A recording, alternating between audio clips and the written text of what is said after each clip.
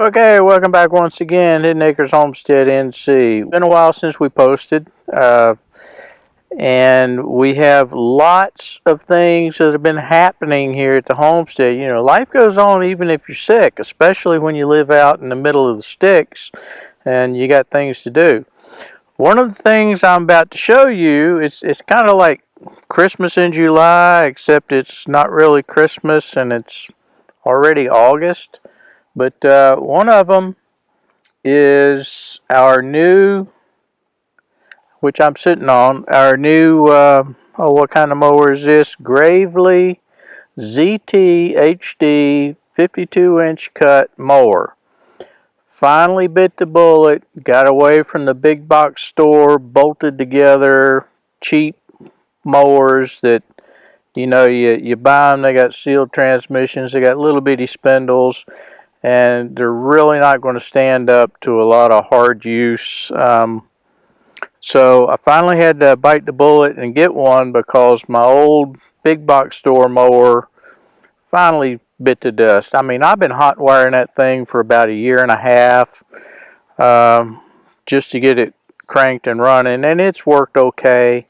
But when you pay, you know, $3,000 for a mower, it should last for a long daggum time. This one made it, 6-7 years or so, and I got tired of trying to patch it together every time I wanted to go mow, so we got this awesome beast. I started to do one on it yesterday. Let me get off the camera and put it on the camera. I started to do one yesterday, but I hadn't used it yet, and it's hard to do a video telling what you like and don't like about a product when you hadn't even used the daggum thing. So I put about 2.5 hours on it yesterday. I purposely went into some stuff that I would not ordinarily go into with, I'll go ahead and say it up front. This thing, by the time you get it and pay the taxes and everything else on it, it's going to cost you, you know, not north of $6,000, but it's bumping the devil out of the bottom of $6,000. So these are not cheap mowers. This is the top of the line residential grade, I guess, that Gravely puts out. Kawasaki engine, which is a commercial grade engine. The chassis, you can see, is welded. Nothing on this thing is bolted on. It's welded. One of the things I really like about it, your oil drain. It's got the, I mean, you can put these on any mower you want, but it's just a nice touch that this comes with it so that you can undo this plug here and drain your oil out and not have to mess with, you know, as big a mess. 22-inch tires on the back. I really like the flap here. It sits up by itself, so you're not, I did it, I'm sure a lot of you have done it, you strap that daggum thing up with bungee cords, but this one stays up on its own, or you can drop it down, so that works real well.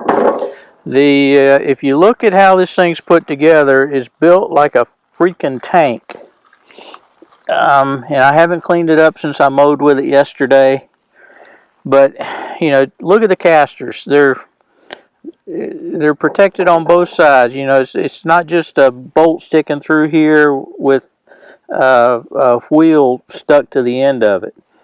13-inch swivel front tires. Good size bearings. I mean, I can't even reach all the way around this axle. So that's, you know, professional grade stuff here. It's just, you're not, I can stand on this deck and it doesn't even budge, and I'm almost 170 pounds.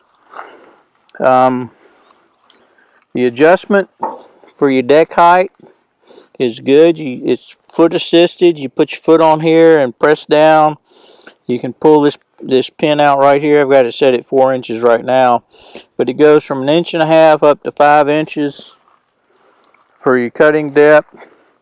It's got many more anti-scalp wheels on the mower deck than most things have. It had one over there. It's got two here. It's got another one over here. Everything about this thing is heavy duty, professional grade. It's got a professional grade sealed not sealed transmission, but serviceable transmission. The Kawasaki engine that's on this one. They also come, I believe, with Honda engines or Kohler engines. But this is the one that my local dealer carried, which is the Kawasaki. It's got a better reputation as far as the commercial aspects go. So it's a commercial grade engine, commercial grade transmission, commercial grade frame, commercial grade mower deck. It's as top of the line as you're going to get in a homeowner model mower. I'll put it that way. Easy access. Here's your access for the hydraulics on the drive. It takes, I think it's 15 weight. I'd have to go look at the manual again. 15 weight 30, or maybe, I think it's 15 weight 30 fluid. I'm not quite sure. Your gas tank sits here. 5-gallon capacity gas tank. Your battery's over there. Park brake, pretty self-explanatory. Your fuel filters. They say it's got isolation mounts on the seat. I'm here to tell you, it didn't isolate me from a whole lot of bumps and jostles yesterday. But I guess theoretically, if you look, it does have these little kind of hard rubber mounts here in the front and the back. Now they do offer a suspension seat that you can dial in your weight, and it's supposed to be much better. However, I did not opt for that. Feel free to do so if you like. The controls are laid out. It's pretty daggum self-explanatory.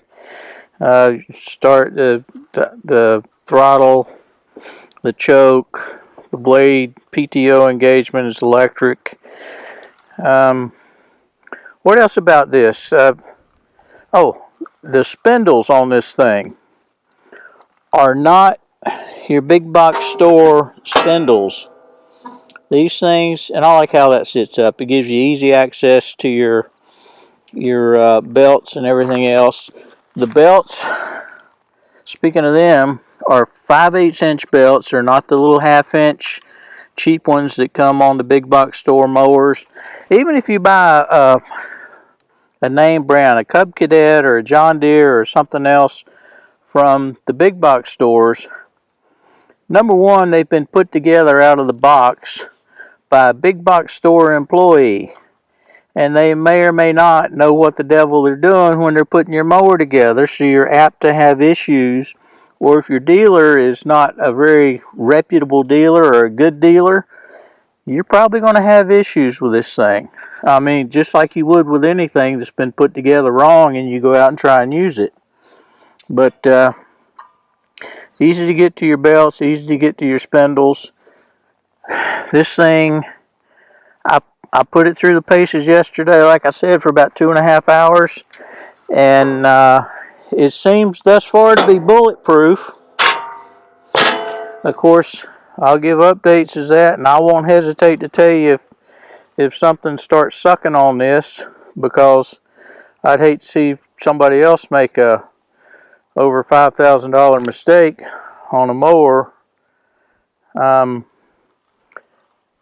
I like the these are stiff. They're in here good. The only thing you have to do is drop this. The whole thing doesn't articulate like that, and that actually is makes it a lot easier when you're trying to do straight lines and stuff when you're mowing. I don't know if I said it's a 5-gallon gas tank. I don't know how much I used yesterday. Well, let's just take, it's on a little bit of a slope, but you can see your gas level here on this if the sun is right. I can't really tell. It looks like it's way up here. And it might be, but I'm sure I used a lot of gas yesterday in the 2.5 hours I was running it. So let me take you real quick and show you where I was running it, so you can get an idea of what you're getting into. Oh, another nice thing. I mean, they thought this out. There's one of these on each side, and you can pull this entire section off, have easy access to the back of the engine for maintenance, anything else.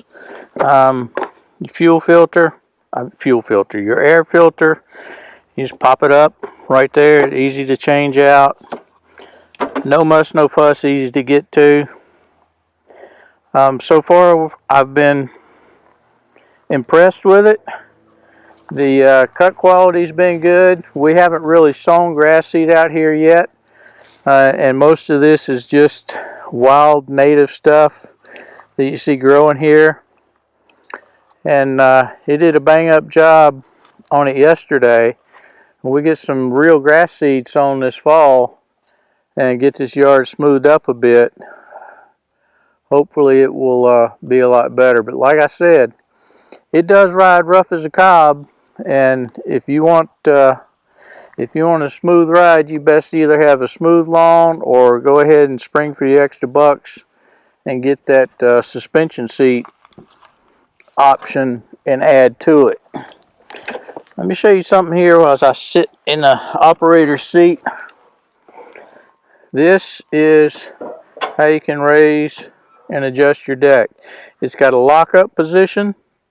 You push it all the way in, and your deck will actually lock in the highest or the transport position.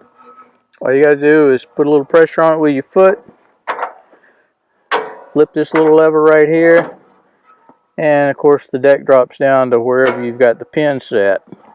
Setting the height of this thing is simple as mud. I mean, you lock the deck up, you pull your pin out.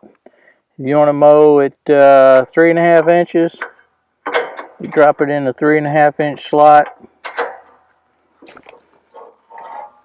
Put the lever back, drop your deck down. Now you're sitting at 3.5 inches to mow.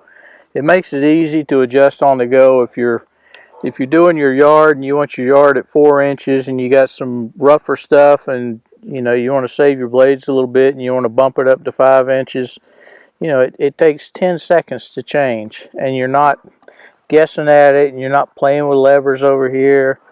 And another thing this deck does, you can float the deck with your foot. See how that's floating up and down? If you come into a spot in your yard that you habitually scalp, or there's a big honking rock there that's going to ding up your blades, you can push and raise this up just until you get over that area, and then drop it back down. And most of the professional grade mowers have that feature. Like I said, this also has it. The spindles on this thing, I talked a little bit about them. The spindles on this thing are gigantic. You don't have these little itty bitty, 1/4 inch diameter spindles that you got to replace every 2 or 3 years on your big box store mowers. And, you pay a lot of money for one of these things, but one of the reasons you do that is so you don't have to screw around with working on these things after you've been using them 2 or 3 years. The maintenance becomes constant on one of those. I don't care what kind of engine it's got, but just the sheer fact that it's a bolted together frame. And I give you an example. The hangers on this mower, I mean, like I said, I go 165, 170 pounds depending on what my wife's been cooking, and this thing's solid as a brick. I mean, look at these hangers, and most of the hangers, your deck hangers, are not nearly that robust. So you get what you pay for. I'll take you over here. I'm not going to drive this thing over there, but when my wife gets back with a four-wheeler, I'll take you over there and show you some of the stuff that I went through yesterday with it. You can see what I mowed with it yesterday. A lot of it is, I generally bush hog down. But I just wanted to see what this beast would do yesterday. It's kind of easy to crank. Parking brake's on. It doesn't have a release or anything. You just push it down. But you got to have the brake on, sitting in the seat. Here's the choke if you need it. Your throttle, we'll give it a little gas. The blades are off. There we go.